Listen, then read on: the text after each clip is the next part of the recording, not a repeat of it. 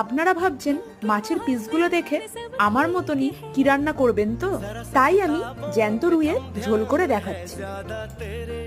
মাছের পিসগুলো নুন হলুদ মাখিয়ে ভেজে নিচ্ছি। এরপর তেলের মধ্যে শুকনো লঙ্কা জিরে ফোড়ন দিয়ে টমেটো আর বড় বড় করে কেটে রাখা আলুর পিসগুলো দিয়ে একটু ভেজে নিচ্ছি। এরপর 1 চামচ আদা বাটা, জিরের গুঁড়ো, ধনের গুঁড়ো, হলুদ গুঁড়ো, লঙ্কার গুঁড়ো, নুন আর কাশ্মীরি লঙ্কার গুঁড়ো দিয়ে আরেকটু ভেজে পরিমাণ মতন জল দিয়ে দিচ্ছি। আর কটা কাঁচা লঙ্কাও দিচ্ছি সাথে। জল দিয়ে এটা টকবক করে ফুটবে। টকবক করে ফুটে উঠলেই ভেজে রাখা মাছগুলো দিয়ে আর একটু কিছুক্ষণ ফুটিয়ে নামিয়ে দেবো। ব্যাস কমপ্লিট আমার এই পাতলা মাছের ঝোলের রেসিপিটি, যা গরম ভাতে একদম জমে যাবে।